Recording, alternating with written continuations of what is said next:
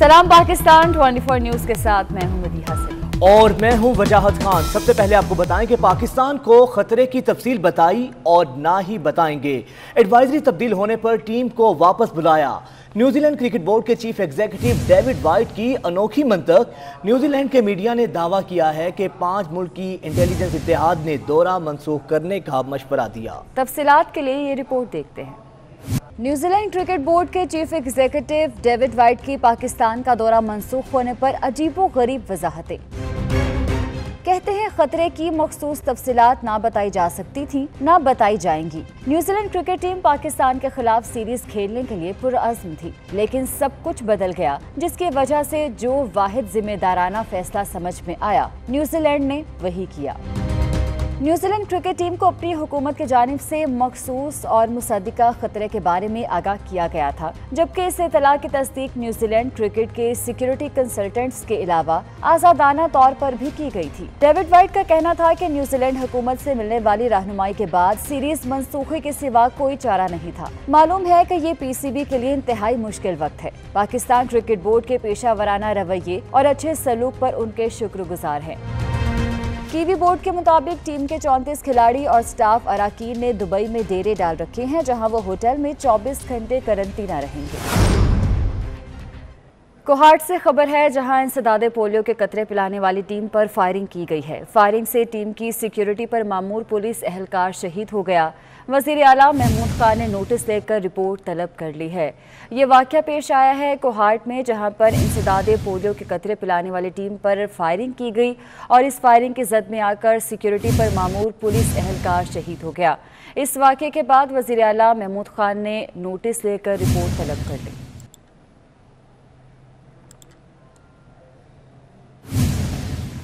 अफसोसनाक खबर आप तक पहुंचाएं। लाहौर में घर की छत गिरने से बाप और बेटी जाम बहक हो गए। हादसा कमाहा रोड पर पेश आया। मलबे से 30 साला कुलसूम बीबी को जख्मी हालत में निकाल लिया गया है। लाहौर में घर की छत गिरने से बाप और बेटी जाम बहक हो गए, जबकि मलबे से 30 साला कुलसूम बीबी को जख्मी हालत में निकाल लिया गया है। वाहद भट्टी से तफसीलात जानते हैं। वाहद, बताइएगा ये हादसा किस तरह से पेश आया है और जख्मी खातून की हालत कैसी है?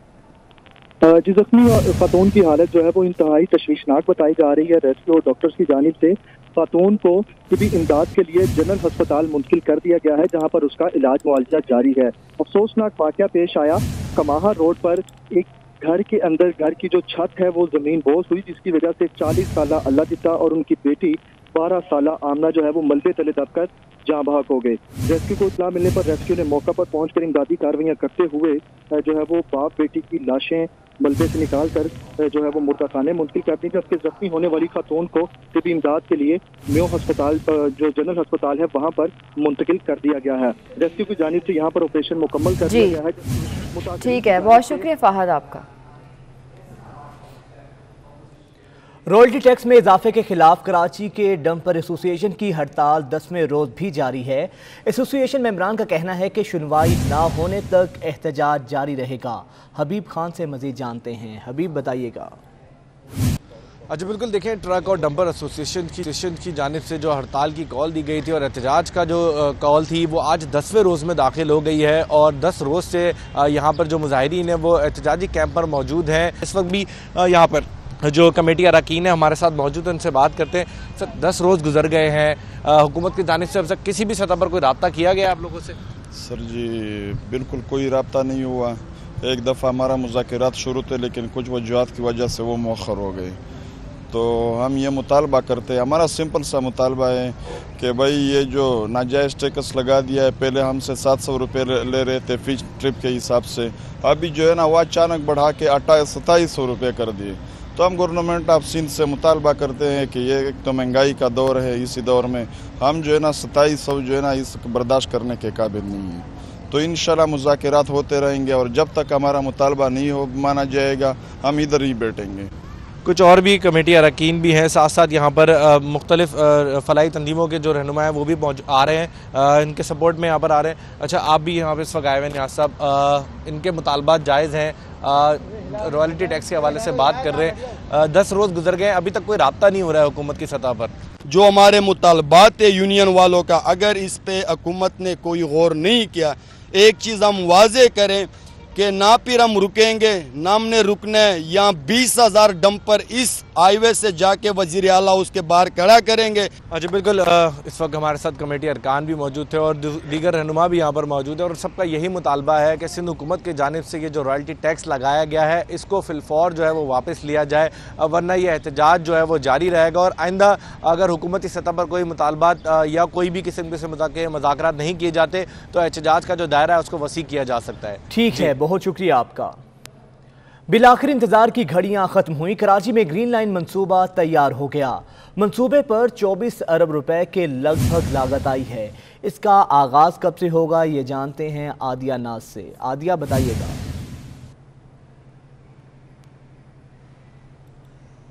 जी बिल्कुल, कराची वालों का इंतज़ार बिलाखिर ख़त्म हो गया है और ग्रीन लाइन मंसूबे का बाकायदा आगाज़ होने जा रहा है। इस सिलसिले में इब्तदाई तौर पर पहले फ़ेज़ में 40 बसेस जो हैं वो कराची पहुंच चुकी हैं और कुछ ही देर में वो कराची पोर्ट पर लंगर अंदाज हो जाएंगी और वो बसेस जो हैं वो इस ट्रैक पर चलेंगी जहां पर इस वक्त मैं मौजूद हूं। ग्रीन लाइन का ये ट्रैक है और मेरे कैमरामैन इमरान इब्राहिम अगर आपको ये वाज़े तौर पर दिखाएं तो ये आप मुलाजा कर सकते हैं मनाजर पीछे तकरीबन तैयार ट्रैक है और ये नुमाइश चरंगी से होता हुआ सुरजानी टाउन पर जाएगा। सुरजानी टाउन से एम ए जिना रोड तक कैप्री इंटरचेंज तक ये ट्रैक जो है वो तकरीबन मुकम्मल हो चुका है। मुख्तलिफ मुकामात पर सफाई सुथराई का काम जो है वो कल ही कर दिया गया था। इसके अलावा अगर इस ट्रैक के तवील बात करें तो ये तकरीबन 28 किलोमीटर तवील जो है वो होगा।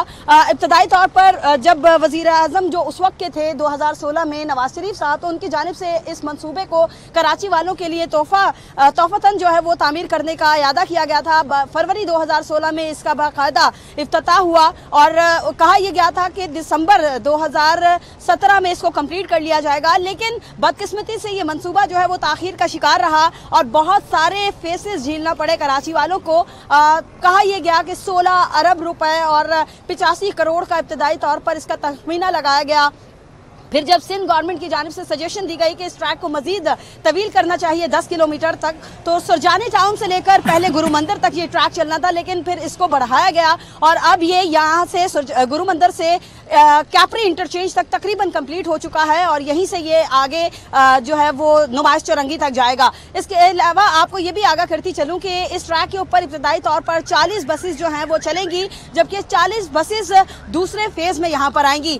इमरान इब्राहिम से मैं ज़रा थोड़ी रिक्वेस्ट करूंगी, अगर लेफ्ट साइड पर आप ये मनाजर देखें तो ये आप देख सकते हैं जो काम इस ट्रैक का थोड़ा बहुत रहता था जो कि पेंडिंग में था, इसको कंप्लीट करने के लिए ये हैवी मशीनरी यहाँ पर मौजूद है। और थोड़ा सा नीचे अगर आप देखें तो ये ट्रैक आपको बिल्कुल न्यू बना हुआ दिखाई देगा क्योंकि ये बिल्कुल ख़राब था, यहाँ पर अभी कोई आ नहीं सकता था। तो जैसे ही यहाँ पर इन लोगों को पता चला इंतजामिया को कि ग्रीन लाइन बसेस पहुँचने वाली है कराची, तो इस ट्रैक के ऊपर जो वो काम शुरू कर दिया गया है। कुछ थोड़ा सा हिस्सा जो है वो रहता है, लेकिन उसको भी आज शाम तक या कल तक जो है, कल सुबह तक इसको भी मुकम्मल कर लिया जाएगा। ओवरऑल अगर इस ट्रैक के हवाले से आपको आगाह करूं तो ये प्रोजेक्ट जो है वो तकरीबन इसके ऊपर 25 स्टेशन कायम किए गए हैं। इसके अलावा इसका जो बालाई ट्रैक है वो 12.7 किलोमीटर तवील है, जबकि इसका जमीनी ट्रैक जो है वो तकरीबन 10.7 किलोमीटर है। जी ठीक है आदिया नाज, बहुत शुक्रिया, आप हमें तफसीलन आगाह कर रही थी। आपको बताएं कि W11 मिनी बसें किसी ज़माने में कराची में मकबूल थी, लेकिन आज ये खस्ता हालत और बदहाली का शिकार है। क्या सूरत हाल है, बसीम इफ्तिखार से जानते हैं। जी बसीम।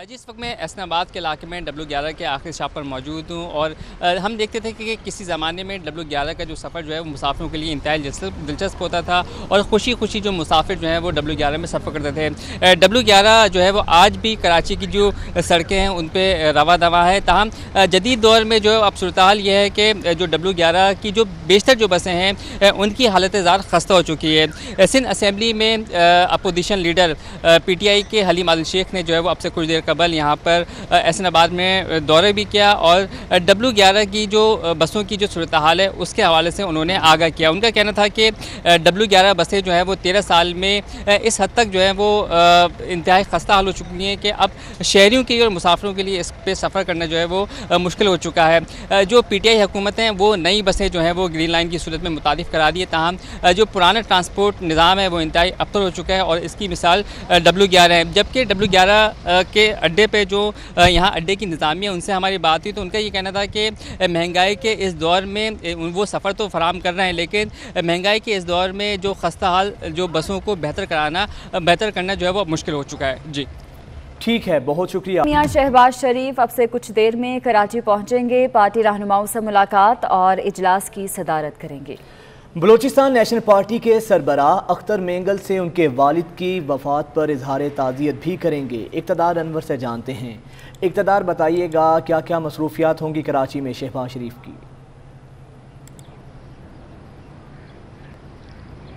अपोजिशन जनाब, आपका कौमी असम्बली में अपोजिशन लीडर और मुस्लिम लीग नून के सदर मियां शहबाज शरीफ अब से कुछ देर बाद कराची पहुंचेंगे, जहां वो कराची में सरदार अख्तर मेंगल से उनके वालिद और झांदीदा शख्सियत बुजुर्ग सियासतदान सरदार अताउल्लाह मेंगल के इंतकाल पर ताज़ियत करेंगे। इसके अलावा शहबाज शरीफ साहब एक ऐसे मौके पर कराची आ रहे हैं जब कंटोनमेंट बोर्ड के इलेक्शन में मुस्लिम लीग नून ने कोरंगी और फैसल कंटोनमेंट बोर्ड से कामयाबी हासिल की है। 3 नशिस्तें उसकी मुंतखब हुई हैं। वो उन लोगों से भी मुलाकात करेंगे जिसके बाद मिफ्ता इस्माइल के घर में एक पुरतकल्लुफ ज़ोराने का एहतमाम किया गया है, जिसके बाद वो शाम को 6 बजे होटल रमादा में जो कि एयरपोर्ट से काफी करीब है वहां जो है वो अपने सियासी रहनुमाओं कारकुनों और नून लीग से मुलाकात करेंगे, जिसके बाद शाम को 6 बजे वो वहां से वापस लाहौर के लिए रवाना हो जाएंगे। मियां शहबाज शरीफ एक ऐसे मौके पर कराची आ रहे हैं कि जब सरदार अख्तर मेंगल कराची में 2 रोज के लिए मौजूद हैं और मुल्क भर की तमाम सियासी शख्सियात जो हैं वो सरदार अख्तर मेंगल से उनके वालिद अताउल्लाह मेंगल और बुजुर्ग सियासतदान के इंतकाल पर ताज़ियत के लिए पहुंच रहे हैं। सरदार अख्तर मेंगल PDM में एक अहम सियासी शख्सियत हैं। उनके वालिद बलूचिस्तान की सियासी तारीख के एक अहम सियासी शख्सियत और बलूचिस्तान के पहले वज़ीर आला थे, इसलिए तमाम ही सियासी शख्सियत जो है वो कराची आ रही हैं। जी ठीक है, बहुत शुक्रिया इक़्तिदार आपका।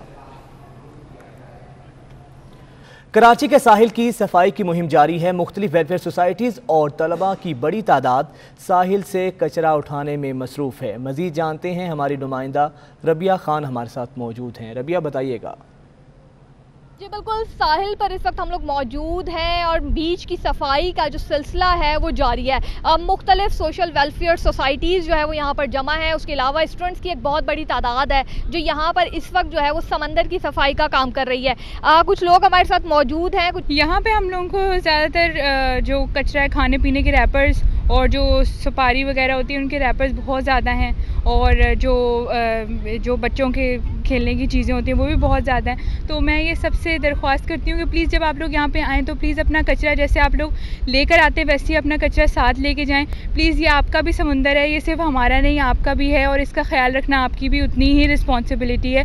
तो प्लीज़ कचरा यहाँ पर ना फेंकें। आप मेरे रकम में भी देख सकते हैं बहुत से स्टूडेंट्स यहाँ पर मौजूद हैं जो कि सफाई का सिलसिला जारी रखे हुए हैं, लेकिन इनकी यही अपील है कि यहाँ से कचरा जो वो ये जमा कर रहे हैं उसको रिसाइकल किया जाएगा, जो कचरा रिसाइकल के काबिल है। और इसके अलावा बाकी जो कचरा है उससे कोशिश ये की जाएगी कि जो कचरा से एक ख़ास किस्म के आर्ट बनाने वाले लोग हैं उनको वो दिया जाएगा। उसके बाद उस आर्ट को शहर के किसी हिस्से में जो है वो फिक्स किया जाएगा। लेकिन यहाँ मौजूद लोगों की यही अपील है कि जो रोज़ाना की बुनियाद पर या अक्सर साहिल पर आने वाले लोग हैं वो अपना कचरा ज़रूर जो है वो अपने साथ वापस लेके जाएं। ठीक है, बहुत शुक्रिया आपका।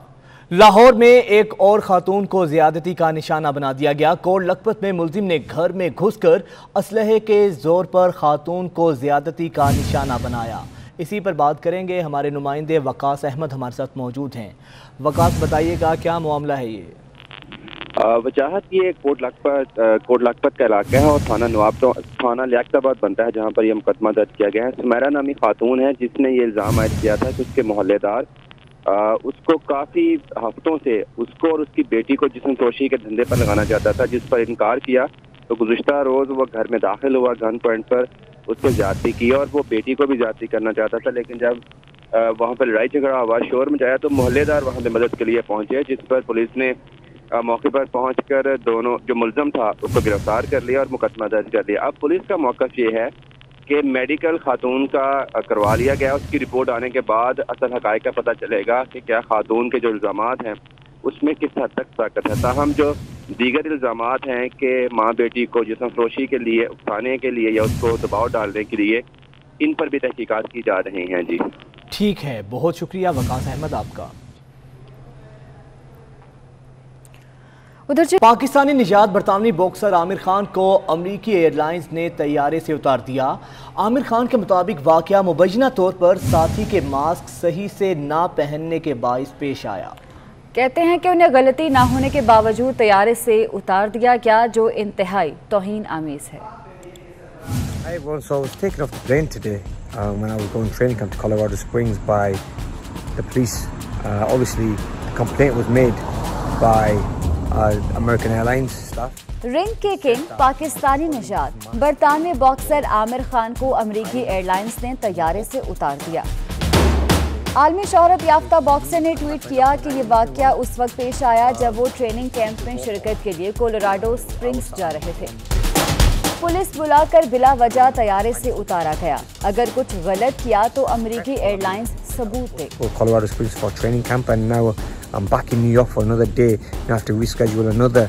पाकिस्तानी निजात बरतानवी बॉक्सर आमिर खान का कहना था कि इस वाक़े के बायस वो कोलोराडो स्प्रिंग्स में ट्रेनिंग कैंप नहीं जा सके। उन्हें न्यूयॉर्क में मजीद एक रोज क़याम करना पड़ेगा और नई फ्लाइट लेना पड़ेगी। वज़ीर आला बलोचिस्तान जाम कमाल की कुर्सी बचाने के लिए चेयरमैन सेनेट सादिक सिंजरानी और सेनेटर सरफराज बुगटी नाराज अरकान को आज फिर मनाने की कोशिश करेंगे। वज़ीर आला के खिलाफ अदम एतमाद की कामयाबी के लिए 33 अरकान की हिमायत जरूरी है। बलूचिस्तान असम्बली में अपोजिशन अरकान की तादाद 23 है, जबकि अपोजिशन ने 35 अरकान की हिमायत का दावा किया है। इसी पर बात करेंगे, हमारे नुमाइंदे रिजवान सईद हमारे साथ मौजूद हैं। रिजवान बताइएगा, नंबर ऑफ गेम कहाँ पर है इस वक्त? हाँ जी बिल्कुल, अपोजिशन की जानिब से तहरीक अदम एतमाद जब जमा करवाई गई थी उसके बाद अपोजिशन की जानिब से दावा किया गया था कि नाराज अरकान उनके साथ है। तो इस हवाले से अगर हम देखें तो तकरीबन 11 अरकान ऐसे हैं जो बज़ाहिर जो है वो अपोजिशन के साथ है। चेयरमैन सेनेट और मीर सरफराज बुगटी दोनों कोशिशों में लगे हुए हैं कि किसी तरह इस अदम एतमाद के मामले को टाल दिया जाए और मामला को बेहतर किया जाए, मगर अपोजिशन की जानिब से और नाराज अरकान की जानिब से जो है वो वाज़ेह मौक़िफ़ तैयार किया गया है कि -1 फार्मूले पर अमल दरामद करते हुए जाम कमाल जो वज़ीर आला बलूचिस्तान है उन्हें जो है वो मुस्ताफ़ी होना पड़ेगा या फिर उनके खिलाफ तहरीक अदम एतमाद लाई जाएगी। इस वक्त भी मैं आपको बताऊं कि नाराज अरकान और हुकूमत की जो मसालती कमेटी है उसके दरमियान डेडलॉक बरकरार है। अब तक 3 से 4 मुलाकातें चेयरमैन सेनेट की नाराज अरकान और स्पीकर बलूचिस्तान असेंबली से हो चुकी हैं जो बेनतीजा साबित हुई हैं। बताया जा रहा है कि नाराज अरकान की जानिब से वाज़ेह मौक़िफ़ इख्तियार किया गया है कि अपोजिशन के तहरीक अदम एतमाद से अगर बचना है तो वज़ीर आला बलूचिस्तान को या तो मुस्ताफ़ी होना पड़ेगा या फिर वो अपोजिशन का साथ देंगे और तहरीक अदम एतमाद को कामयाब बनाएंगे। तो हम अब तक हम देख रहे हैं कि चेयरमैन सेनेट और मसालती कमेटी किसी नतीजे पर नहीं पहुंच सकी। ठीक है, बहुत शुक्रिया रिजवान सईद आपका। Chairman finance committee senator Talha Mahmood ने कहा है कि यह हुकूमत 1 करोड़ क्या 1 नौकरी नहीं दे सकती। इस वक्त मुल्क की मुआशी सूरत हाल खराब है, वक्त पर काम मुकम्मल ना होने से प्रोजेक्ट की लागत बढ़ती है तो इसकी जिम्मेदार हुकूमत है। कि हमें कोई टैक्स मिल रहा है, आपके मुल्क में एम्प्लॉयमेंट क्रिएट हो रही है, आपके मुल्क की एक्सपोर्ट बढ़ रही है, आपके मुल्क के अंदर बेरोजगारी का खात्मा हो रहा है। मुझे समझ नहीं आती कि अगर ये कहते हैं कि हम रोजगार देंगे, ये कैसे रोजगार दे सकते हैं? ये भी रोजगार दे सकते हैं। ये 1 करोड़ क्या, ये 1 नौकरी भी रोजगार के तौर पर नहीं दे सकते। अपडेट करेंगे आपको। नून लीग के सदर शहबाज शरीफ लाहौर से कराची पहुंच गए हैं। पार्टी रहनुमाओं से मुलाकात और इजलास की सदारत करेंगे। बलूचिस्तान नेशनल पार्टी के सरबरा अख्तर मेंगल से उनके वालिद के इंतकाल पर इजहार ताज़ियत भी करेंगे।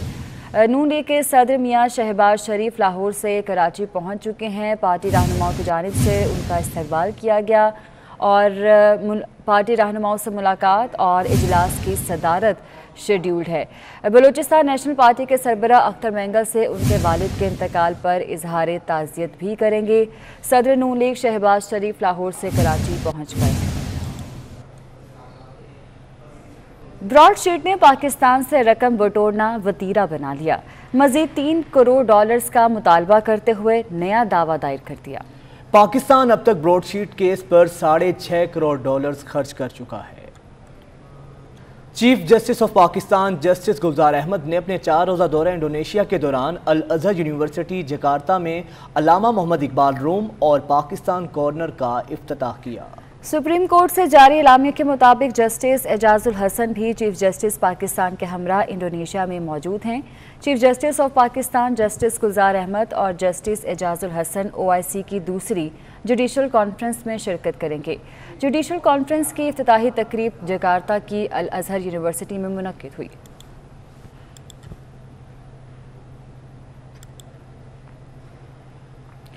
और इसी के साथ ही न्यूज़ स्टूडियो से फिलवक्त इतना ही।